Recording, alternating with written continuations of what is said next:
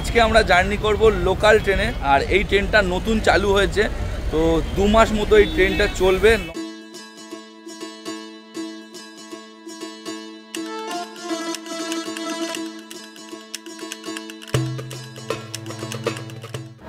আটটা বেজে 14 এইমাত্র আমাদের ট্রেন ছেড়ে দিল হাওড়া স্টেশন থেকে। আমরা দীঘার টিকিট কেটে নিয়েছি এই যে, আর আমাদের পার হেড পড়লো 30 টাকা। সবাইকে ওয়েলকাম টু দীঘা।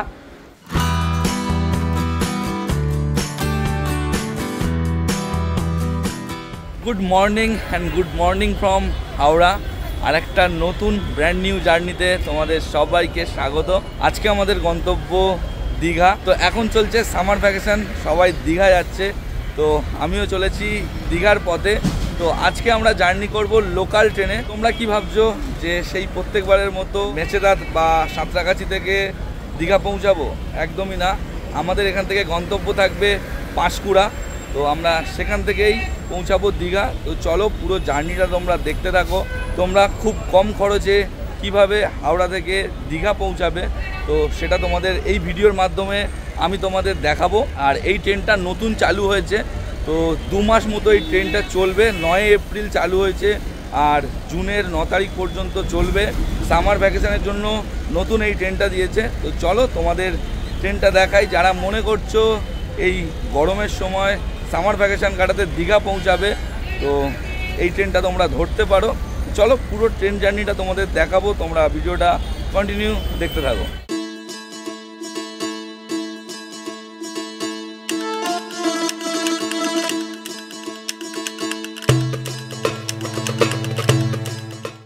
তো আমরা টিকিট করিয়ে নিয়েছি। তো এখান থেকে পাঁশকুড়া পর্যন্ত আমাদের টিকিট খরচ করলো 20 টাকা পার পার্সন।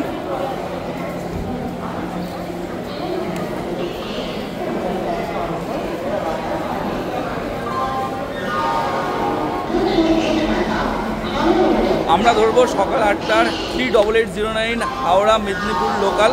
তো এই যে আমাদের ট্রেন ঢুকছে সবে। 8টার টাইম ছিল, ট্রেন এখন লেট, 8টা 8 বাজে এখন। আমাদের গন্তব্য এখান থেকে পাঁশকুড়া পর্যন্ত। কলকাতার ব্যস্ততম, সবথেকে ব্যস্ততম স্টেশন। কত মানুষজন নামছে, এবার কত মানুষজন উঠবে, তো আমরা ওই ট্রেনটাতে উঠবো।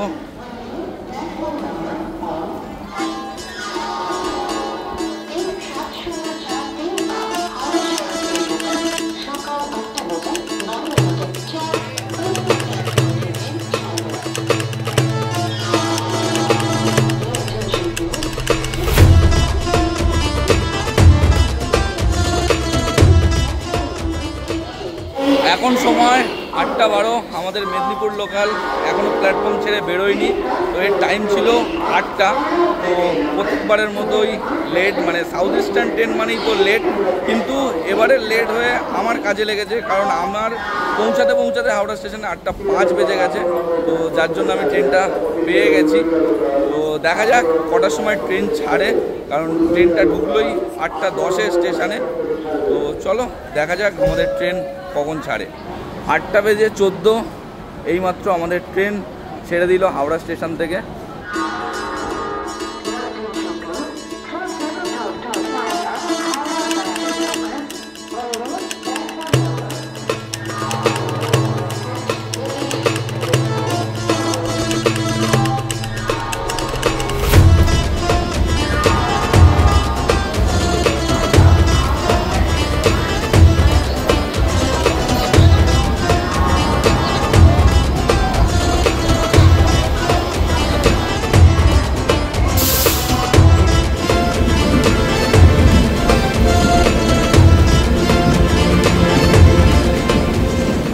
আমাদের ট্রেন হাওড়া স্টেশন ছেড়ে বেরিয়ে গেল। আমাদের গন্তব্য পাঁশকুড়া জংশন। এখান থেকে 70 কিলোমিটার, প্রায় সময় লাগবে প্রায় 1 ঘন্টা 40 মিনিট, 2 ঘন্টা মতো। তো নেক্সট স্টেশন রয়েছে টিকিয়াপাড়া। আর আমাদের এই পুরো যাত্রাপথের মাঝখানে টোটাল 24টা স্টেশন রয়েছে। তো চলো দেখা হচ্ছে সাঁতরাগাছি।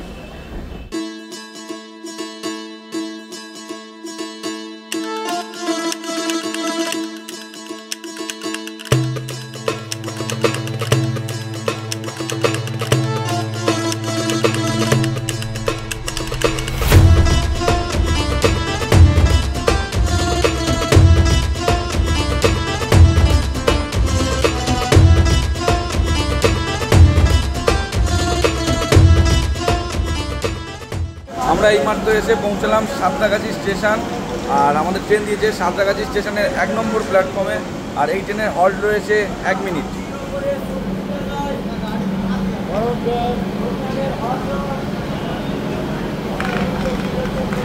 সাঁতরাগাছি থেকে আমাদের ট্রেন ছেড়ে দিল। আর এবারে আবার দেখা হচ্ছে তোমাদের সাথে একদম পাঁশকুড়া জংশনে গিয়ে।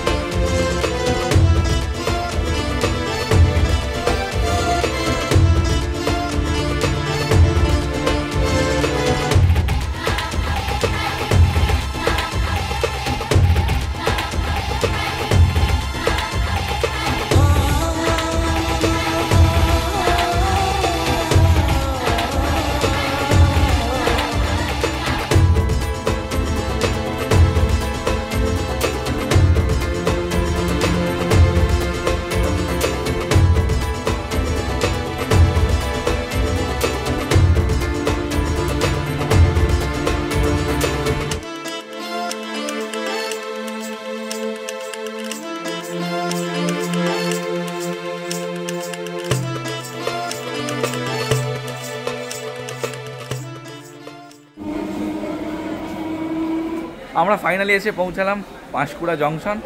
আর এখান থেকে আবার আমাদের ট্রেন রয়েছে দীঘার উদ্দেশ্যে 11টার সময়। এখন বাজে 10টা। তো নির্দিষ্ট টাইম থেকে 20 মিনিট লেট করে আমাদের ট্রেন আমাদের স্টেশনে নামিয়ে দিল। 1 ঘন্টার টাইম রয়েছে আমাদের হাতে। আমরা ব্রেকফাস্ট করব, তারপর আবার স্টেশনে এসে টিকিট কেটে নেবো দীঘার উদ্দেশ্যে। তো চলো যাওয়া যাক।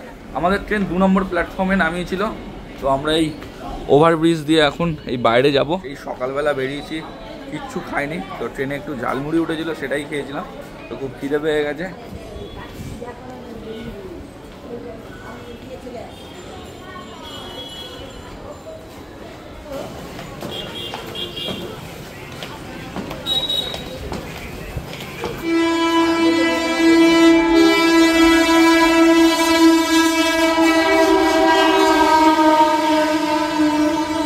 আমাদের টিকিট কাটা কমপ্লিট। আমরা দীঘার টিকিট কেটে নিয়েছি এই যে।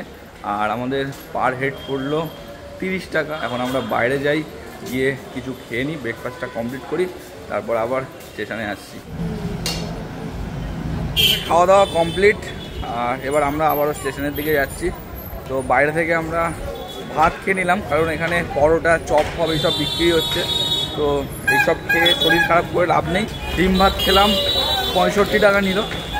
তো তাও ঝোল ছিল না, মানে শুধু আলু ভাজা, ডাল আর একটা ডিম ভাজা, 65 টাকা। তো যাই হোক, তো চলো এখন স্টেশনের ভেতরে যাই। আমাদের ট্রেন 1 নম্বর প্ল্যাটফর্মে দেবে বলেছে, টিকিট কাউন্টার থেকে জিজ্ঞেস করে নিয়েছি। এখন 11:10 আর এইমাত্র আমাদের দীঘার ট্রেন আমাদের স্টেশনে ঢুকছে।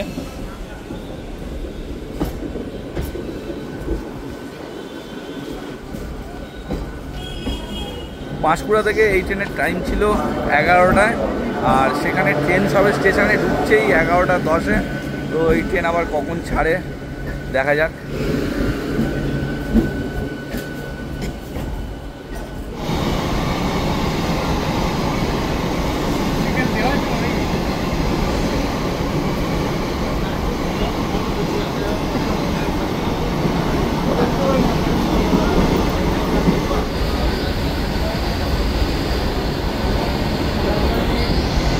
এখন সময় 11:14 আর পাঁশকুড়া স্টেশনের 1 নম্বর প্ল্যাটফর্ম থেকে আমাদের ট্রেন ছেড়ে বেরিয়ে যাচ্ছে দীঘার উদ্দেশ্যে।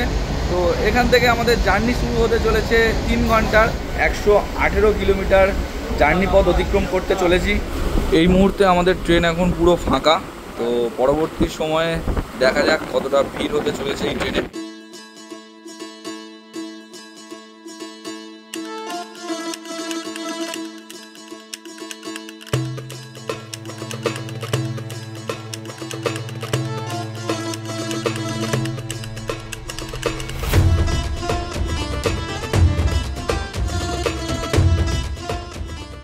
আমাদের পাঁশকুড়া থেকে দীঘাগামী এই ট্রেনের প্রথম হল্ট হলো রঘুনাথ বাড়ি স্টেশন।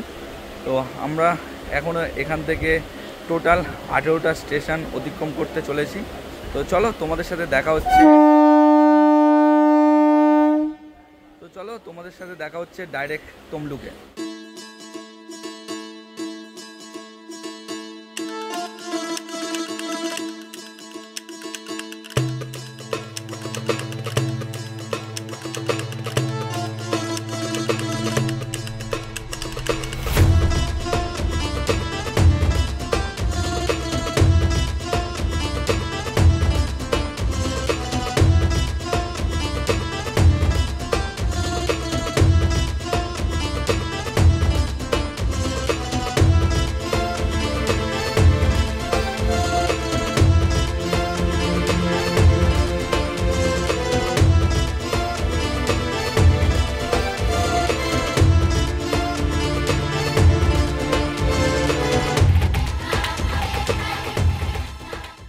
আমরা প্রায় 23 কিলোমিটার পথ অতিক্রম করে চলে এসেছি তমলুক স্টেশনে। এই তমলুক স্টেশনের এক সময় নাম ছিল তাম্রলিপ্ত, তো তার নাম অনুসারেই আমাদের তাম্রলিপ্ত এক্সপ্রেস।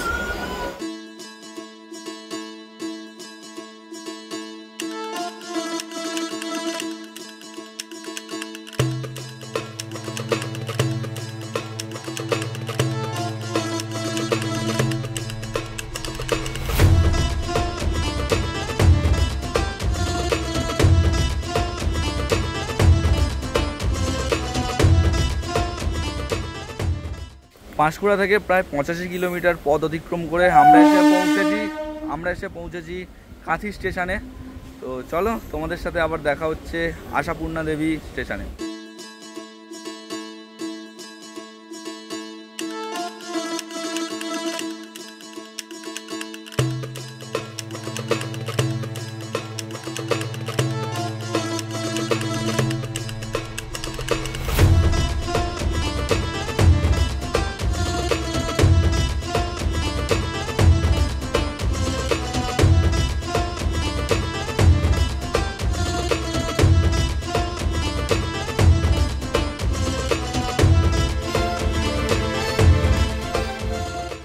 আমরা 99 কিলোমিটার পথ অতিক্রম করে এসে পৌঁছালাম আশাপূর্ণা দেবী স্টেশন। তোমাদের একটা কথা বলে দিই, তোমরা যদি মন্দারমণি যেতে চাও তো তোমাদের এই স্টেশনে নামতে হবে। আমাদের ট্রেন এই মুহূর্তে 30 মিনিট লেটে চলছে।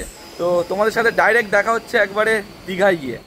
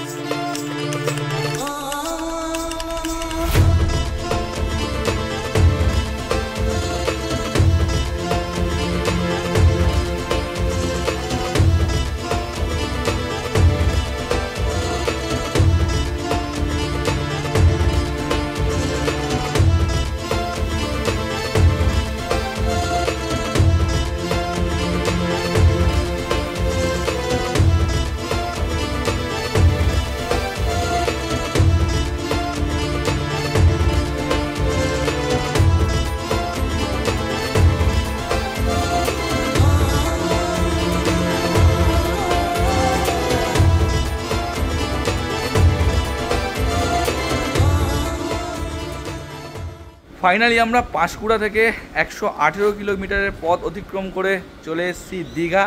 সবাইকে ওয়েলকাম টু দীঘা। আমরা যেই ট্রেনে করে এসেছি এই ট্রেনের কিছু ডিটেলস তোমাদের দিয়ে দিই। এটা হলো 08119 পাঁশকুড়া দীঘা EMU স্পেশাল। তো এই ট্রেনটা 2 মাসের জন্য চালু হয়েছে। 9 এপ্রিল 2025-এ এই ট্রেনটা চালু হয়েছে এবং জুন মাসের 8 তারিখ 2025 এই ট্রেনটা বন্ধ হয়ে যাবে। সামার ভ্যাকেশনের জন্য এই দীঘা স্পেশাল ট্রেনটা চালু হয়েছে। দীঘা আসার জন্য এছাড়াও অনেক অন্য লোকাল ট্রেন আছে, সেগুলো হচ্ছে অনেক সকালে। তো তোমরা যদি সকালে উঠতে না পারো, আমাদের জন্য এই ট্রেনটা হচ্ছে বেস্ট, কারণ পাঁশকুড়া থেকে 11টার সময় এই ট্রেনটা ছেড়ে আসে। তো আজকে একটু লেট করেছে, কিন্তু ঠিক টাইমে আমাদের দীঘা স্টেশনে পৌঁছে দিয়েছে। দীঘা স্টেশনের টাইম ছিল 1টা বেজে 50 মিনিটে ঢোকার কথা, সেখানে 1টা বেজে 53 মিনিটে ঢুকেছে, মানে 3 মিনিট লেট করেছে, বেশি লেট করেনি। যেখানে প্রথমে 30 মিনিট লেট চলছিল, তো সেখানে 3 মিনিট মাত্র লেট করেছে। তো আসতে পারো তোমরা এই ট্রেনটায়।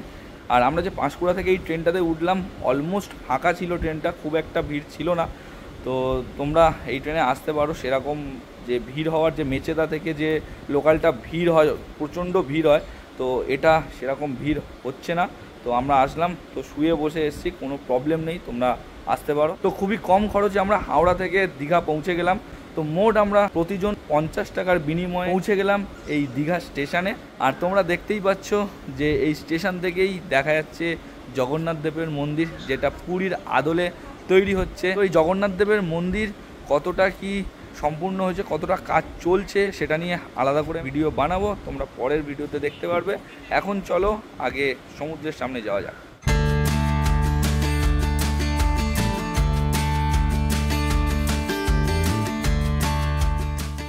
তো আমরা দীঘা স্টেশনের বাইরে পুরো বেরিয়ে এলাম, আর এই যে এইখান দিয়ে আমাদের বেরিয়ে যেতে হবে বাইরের দিকে।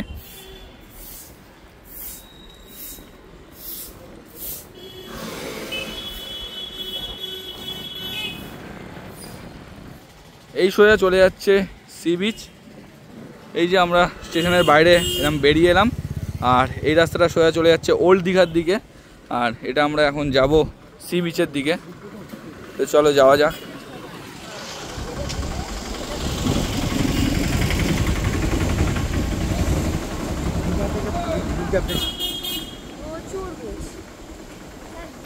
এটা হলো দীঘার হচ্ছে সরকারি বাস পরিবহন সংস্থা। আর দীঘা আমরা সমুদ্রের দিকে হাঁটছি, আর এই পাশে অনেক হোটেল আছে। দেখতে পাচ্ছ অঞ্জলি গেস্ট হাউস, মা বাসন্তী গেস্ট হাউস, হোটেল বাবুসোনা। এখানে মোটামুটি তোমরা কমের মধ্যে ভালোই হোটেল পেয়ে যাবে। পুষ্পা গেস্ট হাউস, পর এখানে পুরো পর লাইন ধরে গেস্ট হাউস হোটেল রয়েছে। তো এগুলো সবই সমুদ্রের কাছে হাঁটা পথ, তো বেশ ভালো। তোমরা চাইলে এখানে হোটেল গেস্ট হাউসে থাকতে পারো। তো চলো এখন আমরা আগে বিচের কাছে গিয়ে পুরো বিচে পৌঁছাই, সমুদ্রটাকে আগে ভালো করে দর্শন করি।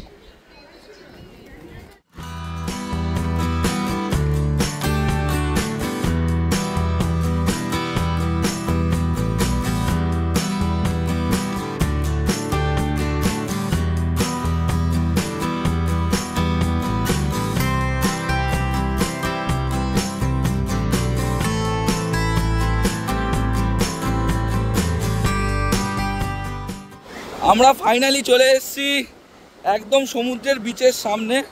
এই যে প্রচুর মানুষের ভিড় রয়েছে। আরও ওই দিকটাতে, আমি ওই দিকটাতে যাচ্ছি, এখান থেকে অতটা বোঝা যাবে না। তো চলো গিয়ে দেখাচ্ছি তোমাদের কত ভিড় রয়েছে। আর ওই দিকটাতেই সব অ্যাক্টিভিটিসগুলো আছে, স্পিড বোট থেকে শুরু করে আরও যেসবগুলো আছে সেইগুলো তোমাদের গিয়ে দেখাচ্ছি। আর এই দিকে মানুষের যেমন ভিড় রয়েছে, তার থেকে বেশি ভিড় রয়েছে ওই দিকটাতে। চলো সেখানেই যাওয়া যাক। প্রচুর মানুষের ভিড় রয়েছে। আমরা চলে এসেছি একেবারে সমুদ্রের পুরো কাছে। এই হচ্ছে সমুদ্রের জল।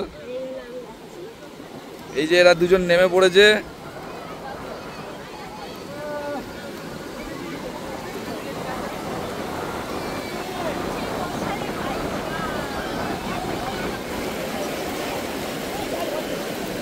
এখানে ঘোড়া চলছে, তোমরা ঘোড়া রাইডও নিতে পারো। তোমরা কি করছো, চলে আসো এরকম আমার মতো লোকাল ট্রেনে করে খুবই কম খরচে দীঘা এসে তোমরা এনজয় করো। এই সামনের উইকেন্ডে, এই সামার ভ্যাকেশানে তোমরা তাড়াতাড়ি চলে আসো দীঘাতে আর প্রচুর এনজয় করো।